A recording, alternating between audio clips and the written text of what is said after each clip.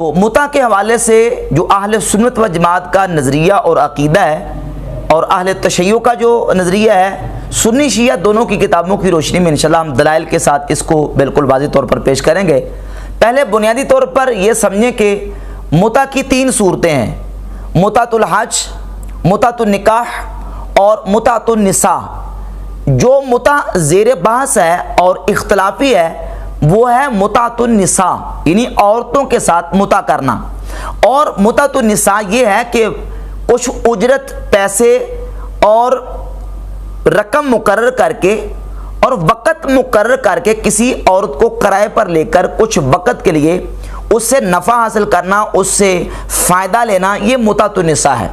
مقررہ اجرت کے بدلے میں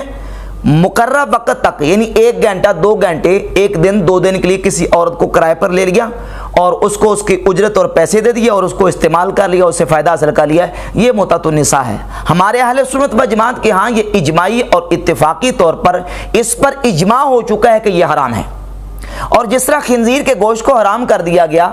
شراب کو حرام کر دیا گیا، سود کو حرام کر دیا گیا، اسی طرح متعۃ النساء کو بھی حرام کر دیا گیا۔ ہمارا اہل سنت و جماعت کا اس بات پر اتفاق اور اجماع ہے، جبکہ اہل تشیع کی کتابوں کے مطابق متعۃ النساء ان کے ہاں ایک عبادت کا درجہ رکھتا ہے اور اس کے اس قدر فضائل و برکات ہیں کہ جو بندہ متعۃ النساء کرتا ہے اس کو اتنا ثواب ملتا ہے، اس کو اتنی نیکیاں ملتی ہیں کہ یہ کتاب ہے ان کی من لا یحذر الفقیہ۔ اس میں باقاعدہ روایات میں آپ کے سامنے پیش کرتا ہوں۔ من لا یحذر الفقیہ کی جلد نمبر 3 اور جلد نمبر 3 کے صفحہ نمبر 415 پہ روایت نمبر 4606 ہے کہ امام محمد باقر کی طرف روایت منسوب کی گئی کہ ان سے پوچھا گیا کہ للمتمتع ثواب، کیا متع کرنے والے کو کوئی ثواب ملتا ہے؟ تو انہوں نے کہا ہاں، اگر وہ اللہ رب العزت کی رضا کا ارادہ رکھتا ہو اور خلافاً علی من ان کا رہا، اور جس نے اس کا انکار کیا اس کی مخالفت کا ارادہ رکھتا ہو، یعنی حضرت عمر کی مخالفت کا ارادہ رکھتا ہو، تو اس کو ثواب ملے گا اور اتنا ثواب ملے گا لم یکلمھا کلمۃ الا کتب اللہ تعالی لہ بہا حسنۃ، جو ہی وہ جو بھی کلمہ متع کرتے وقت کہے گا ہر کلمے پر اس کو ثواب ملے گا۔ ولم یمد یدہ الیہا الا کتب اللہ لہ حسنۃ، اور جب یہ متع کرنے والا اس ممتوع عورت کی طرف ہاتھ بڑھائے گا اس کو ہاتھ بڑھانے کا بھی ثواب ملے گا۔ فَإِذَا دَنَا مِنْهَا، اور جب یہ اس عورت کے قریب ہوگا غفر اللہ تعالی لہ بذالک ذنبا، تو اس وجہ سے بھی اللہ اس کے گناہ کو بخش دے گا۔ اور اگلا جملہ دیکھیں، اس قدر بڑی عبادت ہے ان کے ہاں۔ فَإِذَا اغْتَسَلَ، اور جب یہ متع کرنے والا متع کرنے کے بعد غسل کرے گا غفر اللہ لہ بقدر ما مر من الماء علی شعرہ، جتنے بالوں پر غسل کرتے وقت پانی گزرے گا ہر بال کے بدلے اس کے گناہوں کو بخش دیا جائے گا۔ یہ متع کی فضیلت ہے اہل تشیع کی کتابوں کی روشنی میں، یہ برکات ہیں اہل تشیع کی کتابوں کی روشنی میں، اور یہی من لا یحذر الفقیہ اس کی روایت نمبر 4607 ہے کہ اللہ تعالیٰ نے جبریل علیہ السلام کو بھیجا اور جبریل علیہ السلام نے نبی کریم علیہ السلام کے ساتھ آ کے ملاقات کی اور آ کے کہا کہ ان اللہ تبارک و تعالی یقول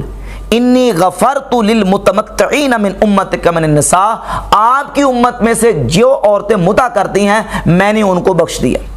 متع کرنے والوں کی بخشش ہو گئی شیعہ کتاب کی روشنی میں۔ اور اگلی روایت جو ہے وہ 4608 ہے، اس میں یہ کہ امام جعفر صادق کی طرف منسوب کیا گیا، وہ فرماتے ہیں انی لاکرہ للرجل المسلم ان یخرج من الدنیا وقد بقیت علیہ خلۃ من خلال رسول اللہ صلی اللہ علیہ وآلہ وسلم۔ جب متع کے بارے میں پوچھا گیا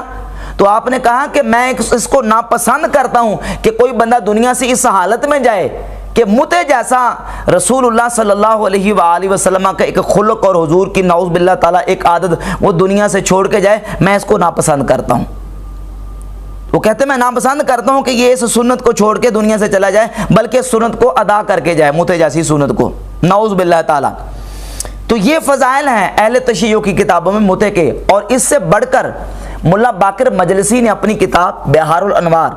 اور ملا باقر مجلسی اہل تشیع کے ہاں یہ وہ پرسنالٹی ہیں جن کے بارے میں خمینی نے اپنی کتاب کشف الاسرار کے صفحہ نمبر 121 پر لکھا ہے کہ اہل تشیع کو چاہیے کہ ملا باقر مجلسی کی کتابوں کو پڑھیں۔ یہ کتاب ہے ملا باقر مجلسی کی بہار الانوار، یہ 110 جلدوں میں کتاب ہے، اس کی جلد نمبر 103 ہے، اور 103 نمبر جلد کے صفحہ نمبر 307 پہ یہ روایت موجود ہے، امام جعفر صادق کی طرف منسوب ہے کہ ما من رجل تمتع، جو بندہ بھی متع کرتا ہے ثم اغتسل، پھر متع کر کے غسل کرتا ہے، الا خلق اللہ من کل قطرۃ تقطر منہ 70 ملکا، تو اس غسل میں جو پانی استعمال کرتا ہے ہر پانی کے قطرے سے 70 فرشتے پیدا ہوتے ہیں، یستغفرون لہ الی یوم القیامہ، جو اس متع کرنے والے کے لیے قیامت تک بخشش کی دعا کرتے ہیں۔ اور اگلا جملہ ہے وَيَلْعَنُونَ مُتَجَنِّبَهَا إِلَىٰ أَن تَقُومَ السَّاعَةُ، اور جو متع نہیں کرتا اس پر وہ فرشتے قیامت تک لعنت کرتے رہتے ہیں۔ کراچی کے ایک نقوی صاحب ہیں، انہوں نے کہا کہ متع ہمارے نزدیک جائز ہے، ضروری نہیں کہ ہم کریں۔ یہ امام جعفر صادق کی روایت ہے، ملا باقر مجلسی نقل کر رہے ہیں کہ جو متع نہیں کرتا کہتے ہیں کہ اس پر وہ فرشتے قیامت تک لعنت کرتے ہیں۔ اور ملا باقر مجلسی لکھتے ہیں ھذا قلیل من کثیر فی ھذا المعنی، اس معنی کی جتنی روایتیں ہیں ان میں سے یہ قلیل ہیں جو میں نے بیان کر دی ہیں۔ اور اس سے آگے اس سے بڑی روایت وہ سن لیجئے، فتح اللہ کاشانی کی کتاب منہج الصادقین، اس کی جلد نمبر 2 ہے اور صفحہ نمبر 493 پر یہ روایت موجود ہے۔ جو بندہ متع کرتا ہے اس کی فضیلت اور اس کو اس عبادت پر کتنا ثواب ملتا ہے، فتح اللہ کاشانی نقل کرتے ہیں کہ نبی کریم علیہ الصلوۃ والسلام کی طرف منسوب کیا نعوذ باللہ کہ من تمتع مرتن کان درجتہ کدرجۃ الحسین، جس نے ایک مرتبہ متع کیا اس کا درجہ امام حسین کی طرح، ومن تمتع مرتین فدرجتہ کدرجۃ الحسن، اور جس نے 2 مرتبہ متع کیا اس کا درجہ امام حسن جتنا، امام حسن کے درجے کی طرح، ومن تمتع 3 مرات، اور جس نے 3 مرتبہ متع کیا درجتہ کدرجۃ علی ابن ابی طالب، اس کا درجہ مولا علی کے درجے کی طرح، نعوذ باللہ تعالی۔ اور اگلا جملہ ہے من تمتع 4 مرات، اور جس نے 4 مرتبہ متع کیا فدرجتہ کدرجتی، اس کا درجہ میں محمد مصطفیٰ کے درجے کی طرح، نعوذ باللہ تعالی۔ یہ فتح اللہ کاشانی نے متع کی فضیلت نقل کی ہے۔ اور اسی کتاب کے صفحہ نمبر 493 پہ ایک روایت یہ بھی ہے کہ ہر کے آرا قبول کنن و بآ عمل کنن، جو بندہ بھی متع کو قبول کر کے اس پر عمل کرے گا، وہ احیائے آن نمائد، اور اس کو زندہ کرے گا، از من باشد و من از بے، وہ مجھ سے ہے اور میں اس سے ہوں۔ جو متع کرتا ہے نبی کریم علیہ الصلوۃ والسلام کی طرف منسوب کیا گیا کہ نعوذ باللہ حضور نے فرمایا جو متع کرتا ہے متع کو زندہ کرتا ہے، میں اس سے ہوں اور وہ مجھ سے ہے، نعوذ باللہ تعالی۔ یہ فضائل و برکات ہیں اہل تشیع کی کتابوں میں متع کے لکھے ہوئے ہیں۔ تو اس قدر اعلیٰ درجے کی عبادت ہے شیعہ کے ہاں متع۔ تو نقوی صاحب کہتے ہیں ٹھیک ہے جی کوئی ضروری نہیں ہے متع کرنا، جبکہ کتابیں کہتی ہیں کہ جو متع نہیں کرتا اس پر فرشتے لعنت کرتے ہیں، اور جو متع کرتے ہیں اس کو اتنا زیادہ ثواب ملتا ہے، اتنی زیادہ فضیلت ملتی ہے۔ اسی فتح اللہ کاشانی نے منہج الصادقین میں لکھا ہے کہ جو بندہ 1 مرتبہ متع کرے تو حضرت رسالت صلی اللہ علیہ وآلہ وسلم کے فرمود حضور علیہ الصلوۃ والسلام نے فرمایا ہر کے یک بار متع کنن ثلث او آزاد شود، جو 1 مرتبہ متع کرتا ہے اس کا 3 حصہ جہنم سے آزاد ہو جاتا ہے، ثلث او آزاد شود از دوزخ، و ہر کے 2 بار متع کنن ثلثان او از آزاد شود از آتش دوزخ، جو 2 مرتبہ متع کرتا ہے اس کے 2/3 جہنم سے آزاد ہو جاتے ہیں، وہ ہر کے 3 بار متع کنند ہما او آزاد شود از آتش دوزخ، وہ سارے کا سارا جہنم سے آزاد۔ نقوی صاحب کہتے ہیں کرنا ضروری نہیں ہے، یہ صرف جائز ہے۔ روایتیں کہتی ہیں کہ جو کرے گا وہ جہنم سے چھٹکارا حاصل کرے گا، وہ تو پکا جنتی، اس کو تو اتنا زیادہ ثواب ملتا ہے کہ ایک پانی کے قطرے سے غسل کرنے کے بعد 70 فرشتے پیدا ہوتے ہیں اور وہ قیامت تک اس کے لیے بخشش کی دعا کرتے ہیں، الیاذ باللہ تعالی۔ اور ملا باقر مجلسی نے اپنے رسالہ متع کے صفحہ نمبر 9 پر لکھا ہے کہ متع کرنا سنت موقدہ ہے، یہ سنت موقدہ قرار دیا ہے، اور متع کرنے والے کی بخشش، متع کرنے والا جہنم سے آزاد، متع کرنے والے کے اس قدر فضائل و برکات اور اس قدر اس کے لیے بخشش کے پروانے اور جنتی ہونے کا سرٹیفکیٹ دیا جا رہا ہے کتب شیعہ کی روشنی میں، اور نقوی صاحب کہتے ہیں کرنا ضروری نہیں ہے۔ تو یہ ہے شیعہ کے ہاں جو ہے وہ ان کی کتابوں کی روشنی میں متع کی عبادت کے فضائل اور برکات، جبکہ اہل سنت و جماعت کے ہاں اجماعی طور پر قطعی طور پر متعۃ النساء حرام ہو چکا ہے اور یہ ہرگز جائز نہیں ہے۔ قرآن مجید فرقان حمید کی سورۃ المؤمنون کی آیت نمبر 6 اور 7 میں اللہ رب العزت نے ارشاد فرمایا والذین هم لفروجہم حافظون، اور وہ جو اپنی شرمگاہوں کی حفاظت کرنے والے ہیں، الا علی ازواجہم او ما ملکت ایمانہم، مگر اپنی بیویوں پر یا اپنی لونڈیوں پر، یعنی اپنی شرمگاہوں کی حفاظت کرنے والے مگر اپنی بیویوں اور اپنی لونڈیوں پر، یعنی دو تعلق ایسے ہیں کہ جن کے ساتھ وہ ازدواجی تعلقات قائم کر سکتے ہیں، جن کے ساتھ اپنے ازدواجی معاملات کو قائم کر سکتے ہیں، اور ایک ان میں سے تعلق ہے بیوی اور دوسرا تعلق ہے لونڈی کا۔ ان دو تعلقات کے علاوہ قرآن کہتا فَإِنَّهُمْ غَيْرُ مَلُومِينَ، ان کے ساتھ اگر ازدواجی تعلقات قائم کرے تو کوئی ملامت نہیں ہے۔ فَمَنِ ابْتَغَىٰ وَرَاءَ ذَلِكَ، جو ان کے علاوہ تلاش کرے گا، بیوی کو چھوڑ کر، لونڈی کو چھوڑ کر، ان کے علاوہ جس نے تلاش کیا، فَأُولَٰئِكَ هُمُ الْعَادُونَ، پس یہی ہیں حد سے تجاوز کرنے والے۔ تو اللہ نے تو بیوی کو لونڈی کو چھوڑ کر جو اس کے علاوہ کوئی رستہ تلاش کرتا ہے اس کو حد سے بڑھنے والا قرار دیا، اس کو حد سے تجاوز کرنے والا قرار دیا۔ اگر متع کی کوئی صورت جواز کی ہوتی اور متع کو اسلام نے باقاعدہ سے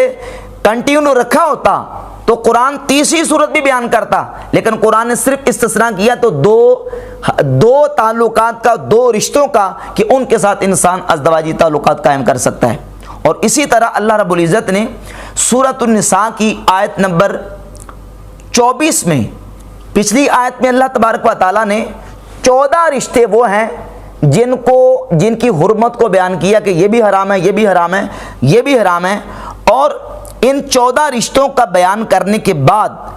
آیت نمبر 24 میں فرمایا وَأُحِلَّ لَكُم مَّا وَرَاءَ ذَلِكُمْ، اس کے علاوہ تمہارے لیے حلال کر دیا گیا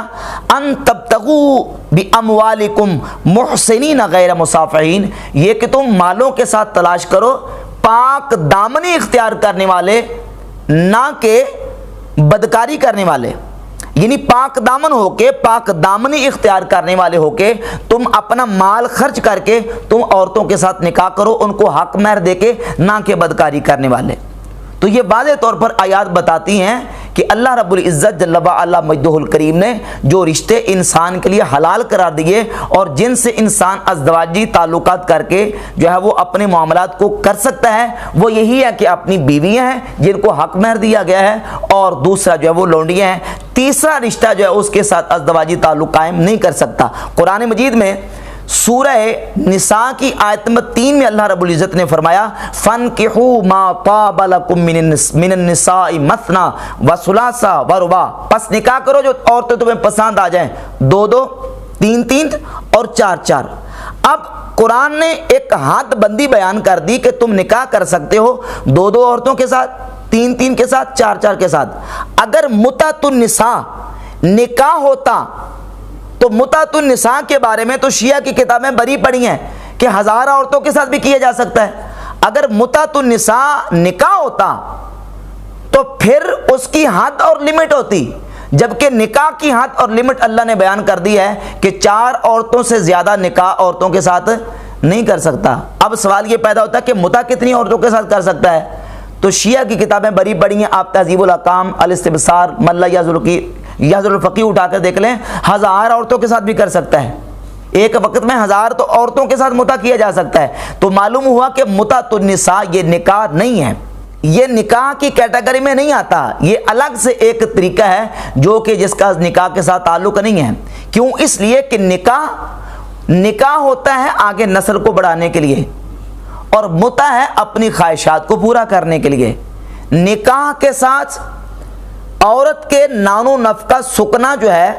وہ مرد پر واجب ہوتا ہے، جبکہ متع سے نہ نان و نفقہ سکنا واجب ہے اور نہ ہی متع کی صورت میں عورت کو طلاق دی جاتی ہے۔ نکاح کی صورت میں نکاح ہو تو طلاق دی جاتی ہے، جبکہ متع میں طلاق نہیں ہوتی، بلکہ وہ جو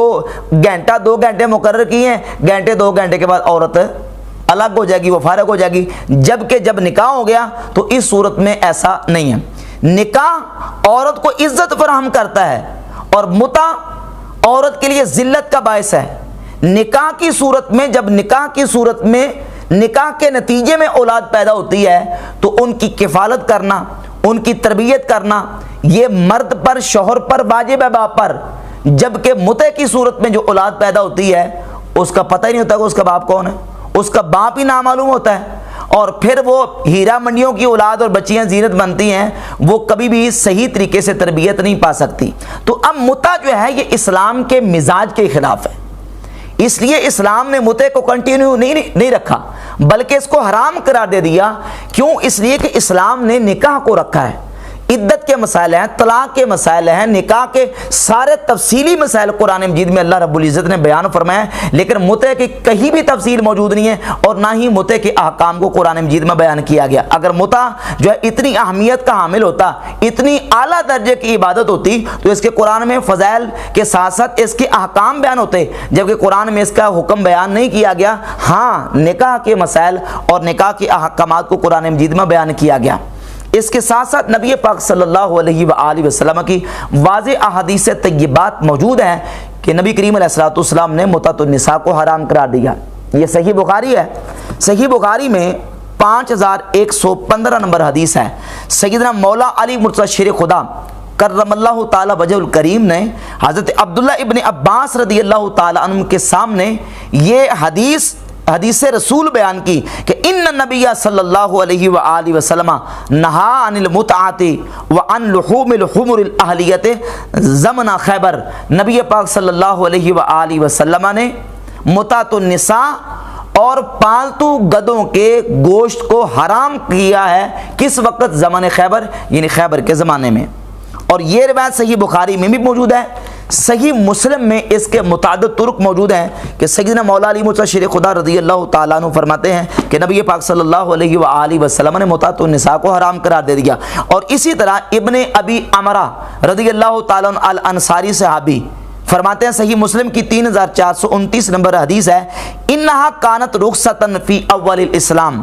فرماتے ہیں کہ اول اسلام میں متعۃ النساء کی رخصت دی گئی، کس کے لیے؟ لمن اضطر الیہا، جو بندہ اضطرار کی حالت میں آ گیا، کالمیتۃ والدم ولحم الخنزیر، جس طرح کہ مردار ہے، خون ہے اور خنزیر کا گوشت ہے۔ ثم احکم اللہ الدین ونہا عنہا، پھر اللہ نے اپنے دین کو محکم اور مضبوط کر دیا اور متعۃ النساء سے منع فرما دیا۔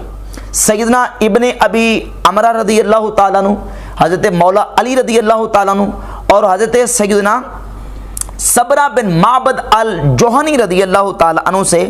صحیح مسلم میں 3427 نمبر حدیث ہے، وہ فرماتے ہیں ان رسول اللہ صلی اللہ علیہ وآلہ وسلم نہا عن یوم الفتح عن متعۃ النساء، نبی کریم علیہ السلام نے یوم الفتح کو متعۃ النساء سے منع کر دیا، حضور علیہ السلام نے روک دیا۔ اب یہ واضح احادیث بتاتی ہیں کہ خود نبی پاک صلی اللہ علیہ وآلہ وسلم نے اس کو حرام کر دیا، بلکہ جو صحیح مسلم میں 3422 نمبر حدیث ہے اس میں لفظ یہ موجود ہیں کہ قد حرم ذالک الی یوم القیامہ، نبی کریم علیہ السلام نے قیامت تک متعۃ النساء کو حرام قرار دے دیا۔ صحابہ کرام تو بعض رسول اللہ صلی اللہ علیہ وسلم سے مرفوعاً بیان کر رہے ہیں کہ حضور نے بیان کیا اور حضور نے اس کو قیامت تک حرام کر دیا۔ اب شیعہ علماء چالگی چلتے ہیں، کہتے ہیں یہ حضرت عمر نے حرام کیا ہے، حضور نے حرام نہیں کیا، حضرت عمر نے حرام کیا ہے، جبکہ واضح حدیث موجود ہے کہ خود نبی پاک صلی اللہ علیہ وآلہ وسلم نے اس متعۃ النساء کو حرام قرار دے دیا۔ اب سوال یہ پیدا ہوتا ہے کہ چلیں اہل سنت کی کتابوں میں تو یہ روایت موجود ہیں، تم کہو کہ یہ روایتیں صحیح نہیں ہیں، تمہاری اپنی کتابوں میں یہ روایت موجود ہیں۔ خود مولا علی مرتضی شیر خدا رضی اللہ تعالی عنہ سے یہ کتاب ہے اہل تشیع کی الاستبصار، اس کی جلد نمبر 3 کتاب النکاح روایت نمبر 3593 موجود ہے یہی روایت جو صحیح بخاری مسلم میں موجود ہے مولا علی مرزا شیر خدا رضی اللہ تعالیٰ سے، یہی حدیث مرفوعاً الاستبصار میں اور دوسری کتاب تہذیب الاحکام میں بھی یہ روایت موجود ہے۔ اس کا حوالہ سن لیں، تہذیب الاحکام کی جلد نمبر 7 کتاب النکاح اور روایت کا نمبر ہے 9293۔ عن علی قال، مولا علی فرماتے ہیں حرم رسول اللہ صلی اللہ علیہ وسلم یوم خیبر لحوم الحمر الاہلیت و نکاح المتعت، نبی پاک علیہ الصلوۃ والسلام نے یوم خیبر کو گدوں کے گوشت سے اور متعت النکاح سے حضور نے منع کر دیا، اس کو حضور نے حرام قرار دی۔ یہ مولا علی رضی اللہ تعالیٰ سے روایت شیعہ کی کتاب میں موجود ہے،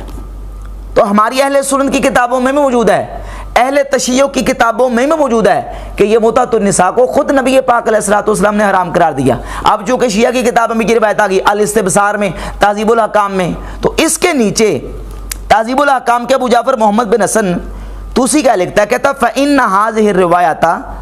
واردت مورد التقیۃ،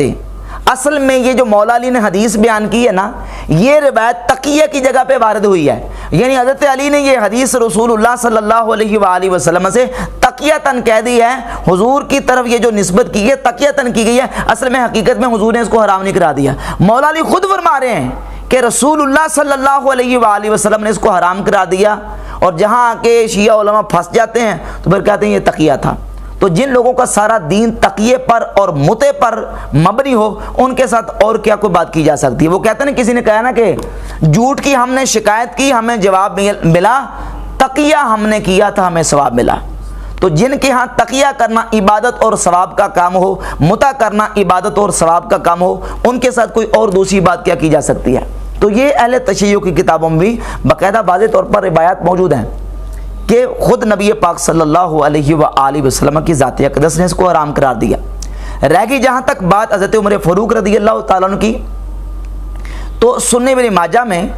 1963 نمبر حدیث ہے، خود حضرت عمر فاروق بھی یہ بیان کرتے ہیں کہ رسول اللہ صلی اللہ علیہ وآلہ وسلم کے اس کو منع کرنے کی وجہ سے میں اس کو منع کرنے کا قائل ہوں، اور میں نے اس کو منع اس لیے کیا ہے کیونکہ نبی پاک علیہ الصلوۃ والسلام نے اس سے منع فرمایا۔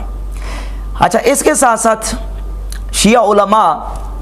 جو دلائل پیش کرتے ہیں ان میں سے سورۃ النساء کی یہی آیت نمبر 24 ہے۔ وہ کہتے ہیں اس میں جو کلمات آئے ہیں کہ اللہ رب العزت نے فرمایا ہے کہ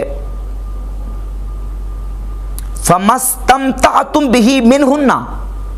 پس جن عورتوں سے تم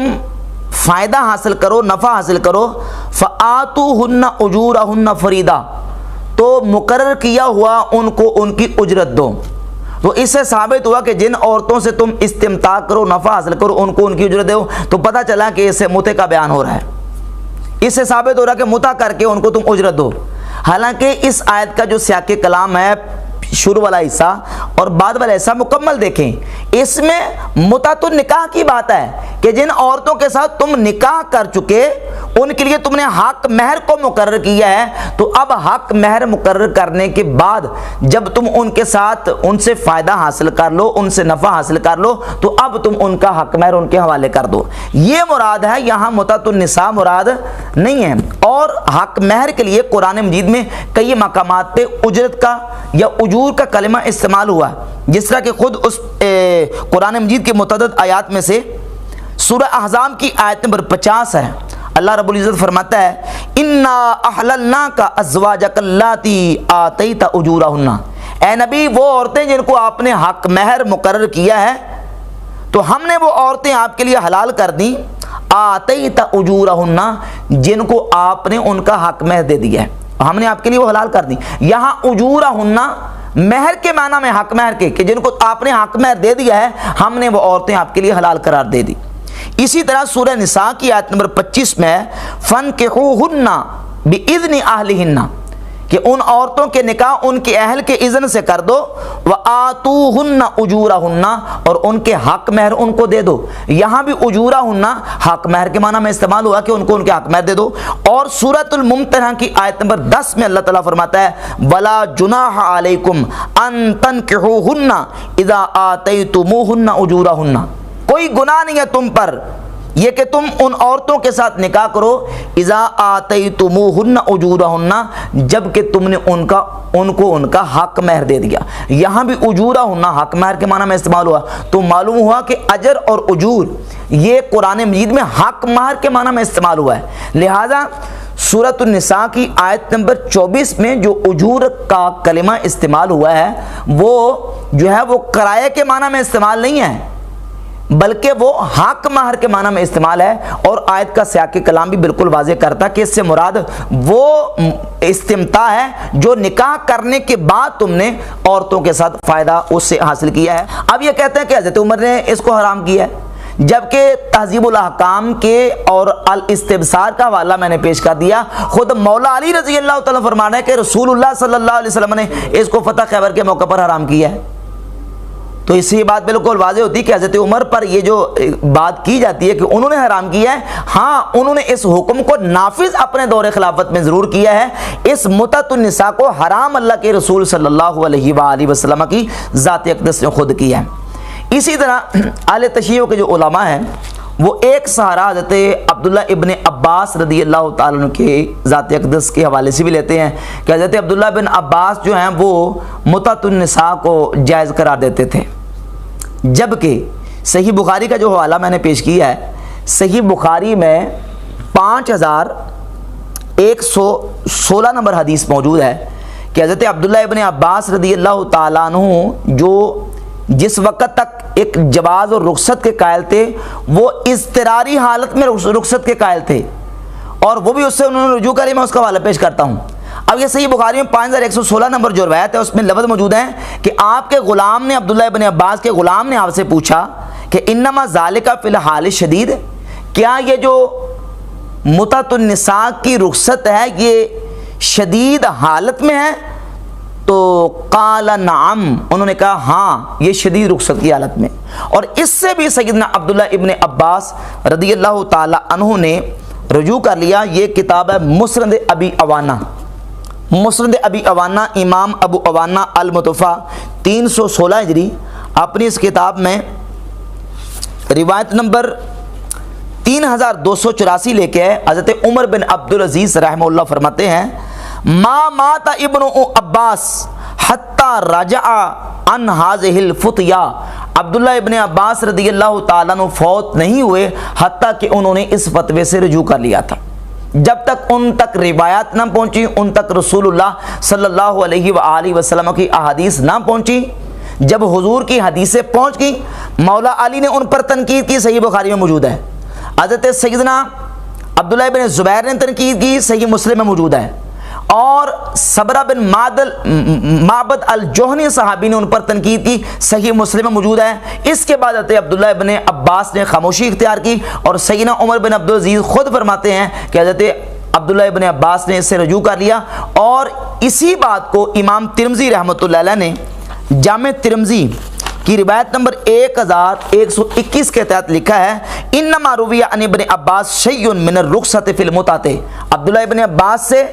متع کی رخصت کے بارے میں روایت کی گئی ہے۔ ثم راجع عن قولہ حیث اخبر عن النبی صلی اللہ علیہ وسلم، جب ان کو نبی پاک علیہ الصلوۃ والسلام کا فرمان روایت کیا گیا، ان کے سامنے بیان کیا گیا، تو عبداللہ ابن عباس نے اس سے رجوع کر لیا۔ تو سیدنا عبداللہ ابن عباس رضی اللہ تعالیٰ عنہ کا رجوع بھی اس سے ثابت ہے، اور اس بات پر تمام صحابہ کا اور ائمہ مجتہدین کا اجماع اور اتفاق ہو گیا کہ متعۃ النساء جائز نہیں ہے بلکہ یہ کیا ہے، حرام ہے، اور اہل سنت کا اس بات پر اجماع اور اتفاق ہے۔ شیعہ عالم نے ایک اور الزام اور بہتان اور جھوٹ سیدنا عبداللہ ابن زبیر اور حضرت اسماء بنت ابی بکر صدیق رضی اللہ تعالی عنہ پر لگایا، اور کہا کہ عبداللہ بن زبیر جو ہیں، جو کہ حضرت اسماء بنت ابی بکر صدیق کے بیٹے ہیں، یہ متع کے نتیجے میں ان کی ولادت ہوئی ہے، نعوذ باللہ تعالی۔ اور اس پر جو حوالہ شیعہ علماء کی طرف سے پیش کیا جاتا ہے وہ بالکل جھوٹا، من گڑت اور بالکل کذب بیانی پر مشتمل ہے۔ کوئی ایک صحیح روایت بھی اس طرح کی اہل سنت کی کتاب سے ثابت نہیں ہے۔ یہ صرف صحابہ کرام کے خلاف ایک پراپوگنڈا منفی کرنے کے لیے انہوں نے جھوٹی روایتیں گڑھ کے صحابہ کرام رضی اللہ تعالیٰ عنہ کے ساتھ اس کو منسوب کرنے کی کوشش کی ہے۔ مثلا جو حوالہ پیش کیا جاتا ہے اس سلسلے میں وہ ہے راغب اصفہانی کی کتاب محاضرات الادباء یا محاضرات البلغاء، یہ دو نام ہیں اس کتاب کے، اس کتاب سے یا اس کے علاوہ عقد الفرید نامی کتاب سے حوالہ شیعہ علماء پیش کر کے یہ ثابت کرتے ہیں کہ حضرت عبداللہ بن زبیر جو ہیں وہ ان کی والدہ حضرت اسماء نے زبیر بن عوام کے ساتھ متعۃ النساء کیا تھا اور اس کے نتیجے میں عبداللہ بن زبیر پیدا ہوئے۔ بالکل یہ جھوٹا اور من گڑت اور شیعہ کا گڑا ہوا واقعہ ہے، اس کا حقیقت کے ساتھ کوئی تعلق نہیں ہے۔ جن کتابوں کے حوالے دیے جاتے ہیں ان میں سے ایک کتاب جو محاضرات البلغاء ہے، اس کا تذکرہ اور تعارف آقا بزرگ طہرانی نے اپنی کتاب الذریعہ الی تصانیف شیعہ کی جلد نمبر 20 میں صفحہ نمبر 128 پر رقم نمبر 2237 کے تحت لکھا ہے المحاضرات او محاضرات الادباء او محاضرات البلغاء۔ یہ کتاب ہے راغب اصفہانی کی۔ راغب اصفہانی کون ہے؟ معتزلین او شیعین، یہ معتزلی ہے یا شیعی ہے۔ جزم بثانی الحسن بن علی صاحب و کامل البہائی، کامل البہائی کے مصنف حسن بن علی نے اس پر جزم کیا ہے کہ راغب اصفہانی محاضرات البلغاء یا ادباء کا مصنف وہ شیعہ ہے، کتاب ہی شیعوں کی، مصنف وہ خود آقا بزرگ طہرانی کے نزدیک شیعہ ہے اور حوالے اہل سنت کے خلاف اس سے پیش کیے جاتے ہیں۔ اسی طرح یہ کتاب الذریعہ کی جلد نمبر 15 ہے اور عقد الفرید نامی کتاب جس کا حوالہ پیش کیا جاتا ہے، اس کی 15 نمبر جلد کے صفحہ نمبر 286 پہ اس کتاب کو اور مصنف کو، عقد الفرید کی کتاب اور عقد الفرید کے مصنف کو، دونوں کو شیعہ علماء اور مصنفین میں سے، اور یہ تصنیف جو ہے شیعہ تصانیف میں سے شمار کی گئی ہے۔ لہذا اس طرح کے حوالے بھی اہل سنت کے خلاف پیش کر کے شیعہ کا اس طرح کے حوالے پیش کرنا بالکل اہل سنت کے خلاف پراپیگنڈا ہے۔ اہل سنت کے ہاں متعۃ النساء بالکل حرام ہے اور اس پر اہل سنت کا اجماع اور اتفاق ہے۔